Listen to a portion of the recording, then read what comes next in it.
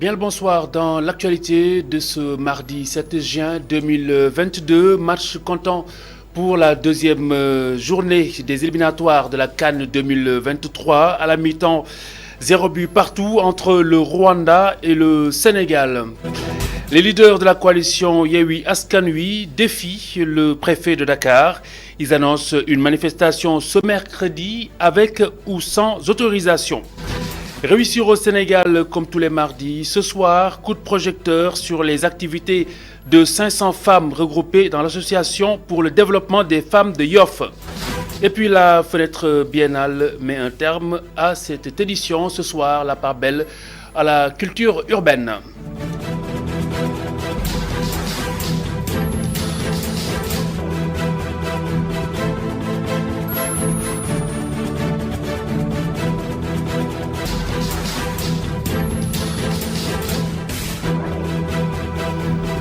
Éliminatoire CAN Coupe d'Afrique des Nations 2023, le Rwanda qui reçoit le Sénégal au stade Maître Abdoulaye Wade de Diamniadio. Les deux équipes en sont à la mi-temps, 0 but partout.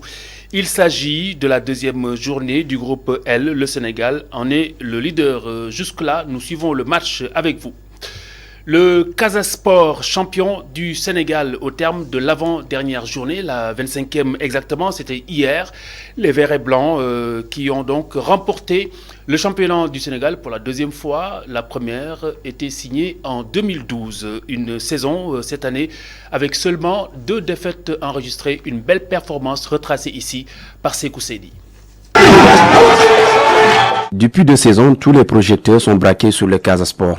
Vainqueur de la Coupe du Sénégal la saison écoulée, l'équipe Fagno de la Casamance a réalisé une saison sensationnelle. Pourtant, les hommes de Ansou Diadio ont débuté leur saison par 3 matchs nuls à domicile lors de la première journée, 1 but partout contre le Dakar Sacré-Cœur, 0 but partout lors de leur deuxième sortie contre le Mbour PC et le nul 1 but partout à domicile contre le Diaraf avant d'obtenir leur première victoire au stade de Djibi Diagne devant Génération Foot, 2 buts à 1. C'est le début d'un parcours de champion. Seulement 2 défaites toute la saison lors de la 14e journée contre le Diaraf, 1 but à 0 contre l'AS Douane lors de la 23e journée, 2 buts à 1. Tous les signaux étaient au vert pour le club de la capitale du Sud. Toujours poussif à domicile cette saison, le Casa Sport n'a pas perdu le moindre match à Aline Sitoé Diatta devant son public qui a toujours cru au sacre après une première partie de saison sans défaite. Le bilan du Casa à domicile est de 8 victoires, 4 nuls avec 19 buts marqués et seulement 8 encaissés en 12 rencontres. L'équipe a engrangé ses points et ses victoires en partie grâce à Lamine Diardiou.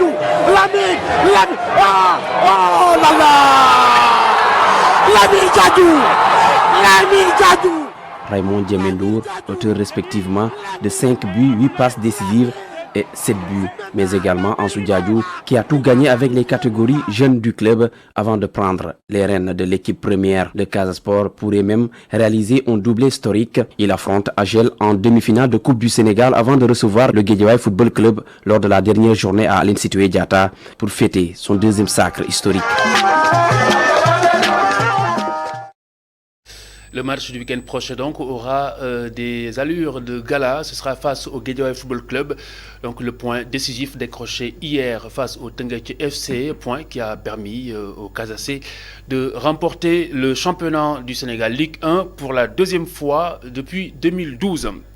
Bilan à mi-parcours de la caravane du trophée de la Coupe d'Afrique des Nations de football. Le ministre des Sports a bouclé 48 heures de tournée dans le Sine Saloum Matarba qui a abordé à cette occasion plusieurs questions avec nos reporters. Matarba, le voici au micro de Seydina Mbaye et Amadou Bari. On a fait beaucoup d'heures. Les Sadio Mané, Augustin Senghor avec la fédération, Alioune Cissé avec son staff. Mais les supporters, aujourd'hui, nous avons compris que l'équipe nationale est un patrimoine national. Nous l'avions compris, on l'a découvert encore plus avec ce trophée. On revient de Keur Aïb, presque au niveau de la frontière gambienne, et je suis sûr que la Gambie voudrait qu'on arrive. Parce que partout où on va, on nous réclame la Coupe du Monde. Cela veut dire quoi? Cela veut dire que nous devons continuer le travail, redoubler d'efforts, plus concentrés, mais aller plus loin parce que les populations croient à la capacité de cette équipe nationale d'aller jusqu'au bout de la compétition mondiale. La mission m'a été confiée en tant que ministre des Sports et j'étais dans d'autres missions à l'extérieur et ici nous avons préparé aussi l'équipe nationale qui doit jouer des éliminatoires. Nous sommes allés au Qatar. Toutes ces choses-là ont fait de sorte qu'il y a eu un peu de retard, mais ça n'empêche en rien le déroulé qui connaît un succès éclatant depuis le nord, depuis Louga, depuis Thiès, Matam, partout où nous sommes passés, il y a eu un monde fou qui chante l'équipe nationale, qui chante les performances du football sénégalais. À Kaolack, le 28, on va lancer les travaux du stade Léopold Senghor. Et vous savez, le package de 40 milliards, Léopold Senghor fait partie, mais Lamine Gueye de Kaolack aussi en fait partie. Donc, nous pouvons dire qu'après le lancement de Léopold Senghor, nous engagerons effectivement les travaux de Lat Dior de Thiès et l'Emmanuel Fall de Diourbel et Aline Sitoé Diatta de Ziguinchor. En politique, la conférence des leaders de la coalition Yewwi Askan Wi prêt à défier l'autorité du préfet de Dakar. Khalifa Sall et compagnie vont tenir ce mercredi une manifestation avec ou sans autorisation, disent-ils. Compte rendu de la déclaration de presse de ce matin, Pape Ibrahim Ndiaye. Il était avec Pape Mafalfal à la caméra. Tous réunis, sans exception, en présence des jeunes et de quelques militants de la coalition, des leaders de la conférence de Yewwi Askan Wi sonnent la mobilisation. 200 000 personnes qui sont de Dakar. Le reste, ça viendra des autres régions du pays. De Khalifa Sall aux représentants des jeunes, en passant par Ousmane Sonko, Abbas Fall, Aïda Mbodj, le message est le même, manifester pour sauver la démocratie sénégalaise en souffrance, d'après leurs mots. Hier, des gens ont quitté l'Italie, la France, l'Afrique, jël avion uniquement pour nous participer à la manifestation. Cette manifestation, les leaders de la coalition Yewwi Askan Wi la veulent pacifique, mais réussie et informative. Il sera beaucoup question du rejet des listes par le Conseil constitutionnel. Et à chaque fois que le pays est dans cette situation de tension, c'est le Conseil constitutionnel, c'est la Cour suprême, c'est la DG. Est-ce que cela c'est normal? Moins de 10 personnes qui tiennent tout un pays en otage. Ce mercredi, la place de la nation sera sous le feu des projecteurs. Mais en réalité, les leaders de la conférence de Yewwi Askan Wi demandent une mobilisation générale sur l'ensemble du territoire national. Avec ou sans autorisation, Le président Macky Sall est en train de tracer la voie pour un troisième mandat, ou plutôt une troisième candidature. C'est de moins la conviction du leader de PASTEF, Ousmane Sonko, s'est exprimé en marge de cette déclaration de presse. Écoutez-le. Les rumeurs disent que c'est, puisque Pape Omar Sakho doit aller à la retraite dans quelques semaines au plus tard, après avoir fait ses forfaitures et probablement avoir été bien récompensé par Macky Sall, que c'est Serigne Bassirou Gueye, l'autre catastrophe de la magistrature, qui est préposé pour le remplacer et qui va avoir la mission de valider, à côté de Antoine Diome, le projet de troisième mandat. Ils nous trouveront en face. C'est simple comme bonjour. Mais qu'ils comprennent que tôt ou tard, ils rendront compte de leur irresponsabilité. Devant cette même loi qu'ils étaient censés dire et qu'ils n'ont pas dite, devant cette même constitution qu'ils ont piétinée et violée, ils rendront compte. Et puis retenez la conférence de presse annoncée, les leaders de Benno Bokk Yakaar. Ce sera donc ce mardi 7 à 20h au King Fahd Palace. Lancement du démarrage des plans d'occupation et d'affectation des sols. C'est dans le cadre du projet dénommé projet d'intensification éco-soutenable de l'agriculture. La zone des Niayes accueille le projet logé au ministère de l'Agriculture et de l'Équipement. Objectif de ce projet, préserver le foncier dans les Niayes pour assurer justement la sécurité alimentaire, mais également améliorer la qualité nutritionnelle des populations. Pape Malick Ndao est le secrétaire général du ministère de l'Agriculture et de l'équipement. Il est ici au micro de Babacar Seck. Les plans que le paysan compte réaliser entrent dans le cadre de la gestion du foncier, qui est une problématique majeure dans le développement rural et de planification de l'espace en termes d'utilisation de l'espace rural dans le temps et dans l'espace, mais en particulier, c'est un outil de gestion pour les communes bénéficiaires. Avec ces 5 plans que nous aurons, ces plans seront créés au niveau des régions de Thiès et Louga, avec respectivement 2 dans la région de Thiès, dans les communes de Diender et de Fandène, et 3 dans la région de Louga, dans les communes de Thiep, Léona. Cet outil important, comme l'a rappelé si bientôt le coordinateur, se fera par et pour les populations qui ont besoin d'une lisibilité sur les différents modes d'utilisation des terres.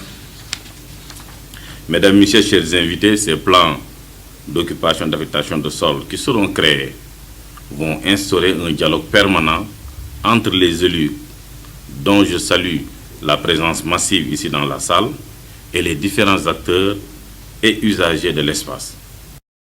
Santé à présent avec l'affaire de l'incendie du service de néonatologie de l'hôpital Mame Abdelaziz Dabakh de Tivaouane. L'Alliance des syndicats autonomes de la santé a commis un 4e avocat pour justement assister la sage-femme et l'aide infirmière sous mandat de dépôt depuis vendredi. Par ailleurs, And Gueusseum réclame le relèvement au niveau 4 de l'hôpital Aristide Le Dantec abordant la reconstruction de l'établissement hospitalier. C'était face à la presse. Voici Mbalo Diatiam, secrétaire général de And Gueusseum.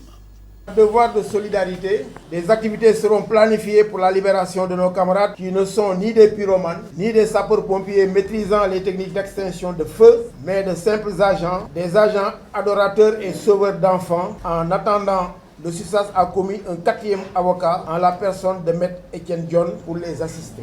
Cependant, quelques incompréhensions sont relevées dans l'application des accords avec l'omission de certaines catégories, dont les administratifs et les chauffeurs entre autres, et l'ASAS exige l'accélération des procédures d'extension des augmentations aux agents victimes d'oubli ou de manquement et aux autres personnels relevant des autres démembrements de l'État, à savoir les établissements publics de santé, PS, les travailleurs municipaux et ou aux contractuels, au risque de provoquer de nouvelles perturbations dans le secteur de la santé et de l'action sociale dont on pourrait se passer. And Gueusseum se démarque de la grève annoncée sous le fallacieux prétexte de non-respect des accords par des syndicats qui avaient rechigné à signer le protocole négocié par l'ASAS And Gueusseum parce que ne les concernant pas du tout, d'après leur déclaration. Pour l'hôpital Aristide Le Dantec, le bradage du foncier nous importe peu, nous, And Gueusseum. Il s'agit de reconstruire l'édifice centenaire en préservant l'intégralité de l'outil de travail, l'intégralité des activités et des ressources humaines en fonction dans une perspective de relèvement à un niveau 4 pour en faire un hub médical de référence sous-régional.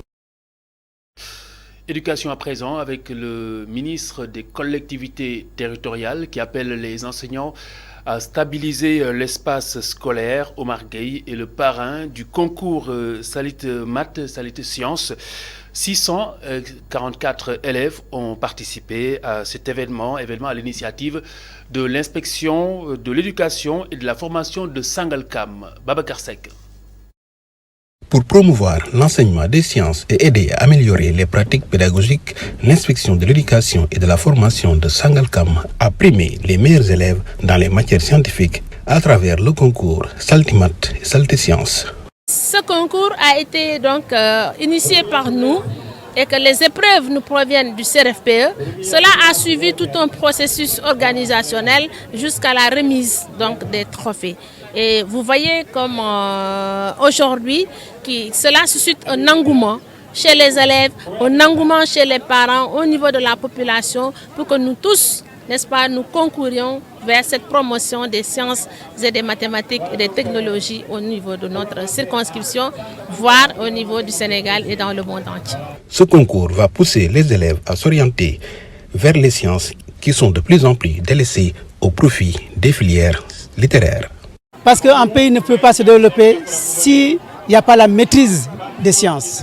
Donc je crois que ce concours qui est dédié aux enfants, aux élèves de CM2, 6e, 5e, 4e et 3e, va permettre vraiment de faire éclore des talents sur le plan scientifique pour pouvoir véritablement avoir un développement parce que basé sur la science, pas basé sur la technologie. Le ministre des collectivités territoriales, parrain de la journée, a appelé les enseignants à stabiliser l'éducation nationale après la signature des accords avec le gouvernement.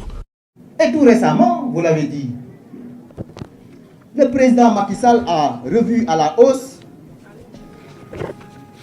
l'ensemble des salaires et indemnités des enseignants.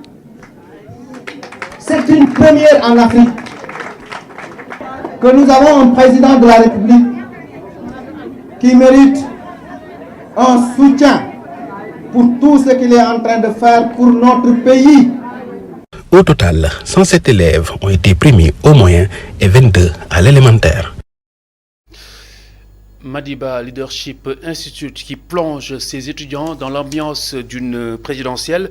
4 candidats au départ. À l'arrivée, le candidat du parti Front d'Action pour le renouveau de Madiba remporte cette élection. Une simulation pour justement mettre en pratique les connaissances acquises dans l'Institut. Cette année, le thème, le digital, un outil au service du marketing politique d'un candidat à une élection présidentielle, un sujet de Moussa Fall et Mamadoussi. La prestation, la continuité et également l'accessibilité. Ils sont 4 candidats pour un fauteuil à la simulation de l'élection présidentielle à l'initiative de Madiba Leadership Institute, ISM, un programme, un temps d'antenne pour un débat pour convaincre.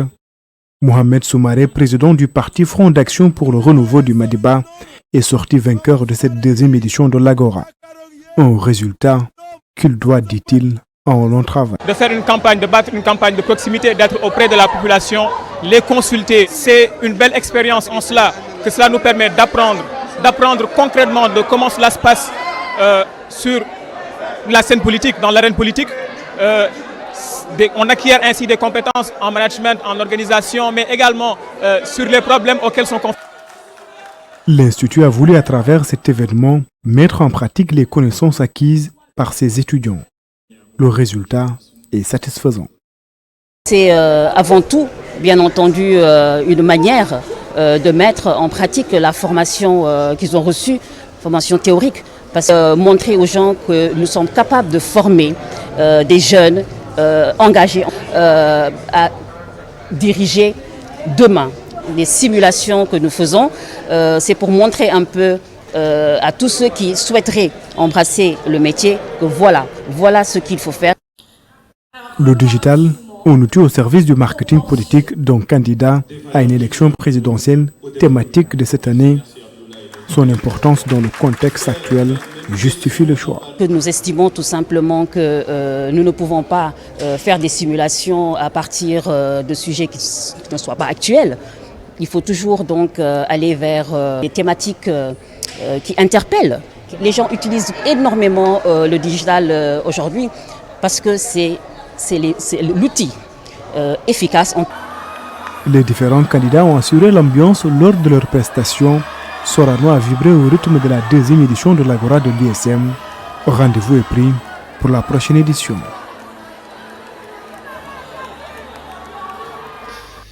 Pose cet après-midi de la toute première pierre de la tour RTS au Triangle Sud. Le chef de l'État Macky Sall a présidé cette cérémonie. Nous y reviendrons avec notre reporter qui a effectué le déplacement sur place.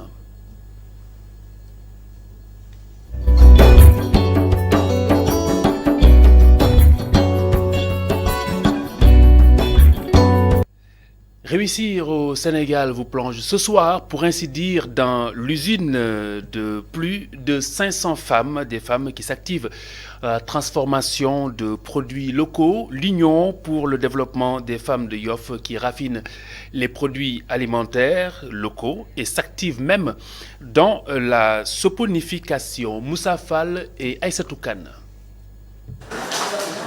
C'est dans ce centre culturel que l'Union pour le développement des femmes de Yoff UDEFI s'active. Sur la base de diverses plantes locales, elles arrivent à fabriquer des savons aux diverses vertus et sous toutes les formes. Nous faisons plus d'une vingtaine de variétés de savons. Des savons à base de nos plantes locales, des savons à base du riz local, de mberbef, de moringa, des savons à base de nep-nep, carottes, concombres, plus d'une vingtaine de variétés de savons. Et tous ces savons-là sont faits à base de nos produits locaux. Nous misons sur la forme, sur l'emballage, sur l'étiquetage pour que les produits soient plus compétitifs pour devenir. Faisant usage de produits chimiques, elle veille le plus souvent au respect des mesures d'hygiène et de protection. Nous respectons les normes hygiène en nous protégeant. Nous avons des gants, des masques ou des lunettes pour protéger les femmes qui sont dans la transformation des savons. En plus de ce processus de saponification, se fomentent aussi des produits locaux, naturels et sains, sans additifs tels que des confitures et des épices pour s'affranchir des bouillons. Même les produits halieutiques ne sont pas épargnés. L'UDEFI compte en son sein 500 femmes regroupées en 6 groupes comme celui retrouvé ici. Elles arrivent à s'en sortir grâce à la commercialisation de leurs produits. Chaque groupe a une activité génératrice de revenus. Nous, l'UDEFI a aidé les femmes pour avoir des activités génératrices de revenus, pour que aussi chaque femme ait la possibilité de gagner au moins 2000 francs par jour. Cependant, ces femmes rencontrent d'énormes difficultés pour commercialiser leurs produits. Leur présidente demande à l'État un accompagnement. Les membres de l'UDEFI ont besoin d'être soutenus et épaulés dans leur vécu quotidien. Nous avons besoin de matériel plus sophistiqué pour l'allègement des travaux des femmes, mais aussi des subventions pour avoir une production en quantité et en qualité pour vraiment commercialiser nos produits sur le marché local, mais aussi jusqu'à pénétrer les grandes surfaces et le commerce international. Donc vraiment, nous lançons un appel à nos partenaires étatiques de nous soutenir dans nos projets de développement pour que le consommé local soit une réalité ici au Sénégal. Créée en 2012, l'UDEFI est dans la dynamique de promouvoir les ressources locales en suivant la chaîne de valeur de la production à la transformation jusqu'à la commercialisation. Tout ceci pour faire du consommé local une réalité.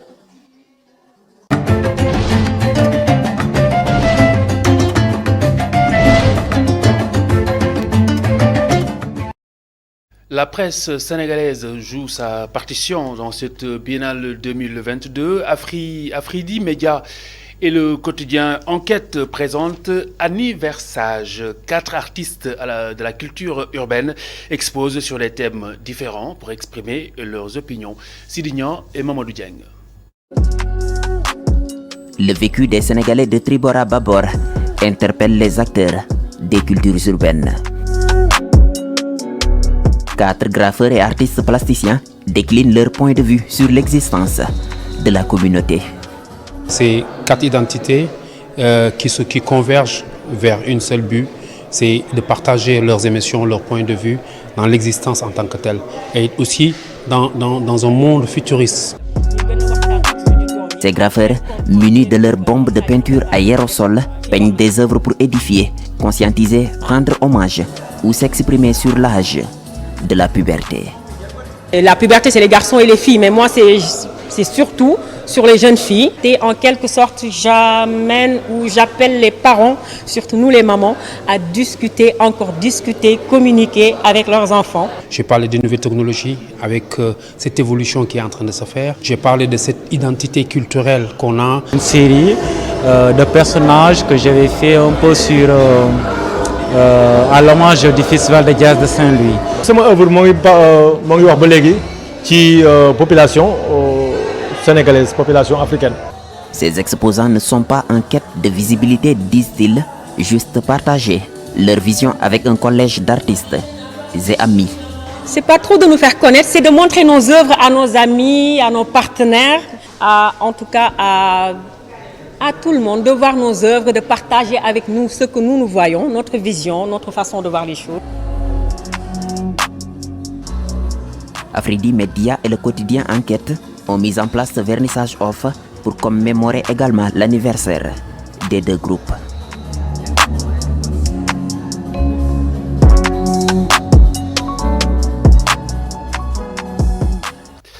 L'association de la culture urbaine à la Biennale de Dakar, c'est le Dakar qui gagne.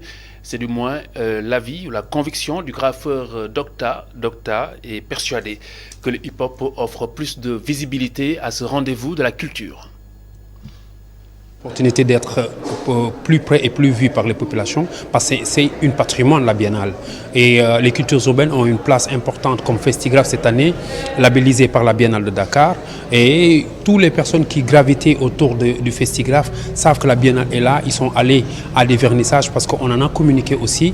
Et on permet aussi à d'autres personnes qui étaient venues uniquement pour le graffiti, parce que des artistes, à découvrir d'autres artistes, à s'inspirer aussi le partage avec d'autres artistes qui ne sont pas dans notre univers, mais nous, on les inspire et ils nous inspirent. Donc la Biennale de Dakar, c'est une des grosses patrimoines de l'Afrique de l'Ouest. Dans toute chose, travailler avec les cultures urbaines, travailler avec le hip-hop, c'est un gagnant parce que c'est beaucoup d'entités. Ce n'est pas juste le rap, ni le graffiti, ni la danse, ni le DJing.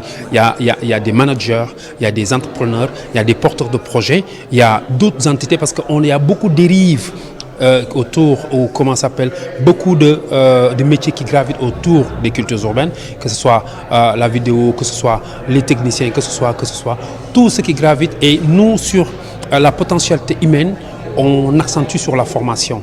Donc travailler avec les cultures urbaines, c'est avoir l'opportunité d'avoir tous ces potentiels autour de soi.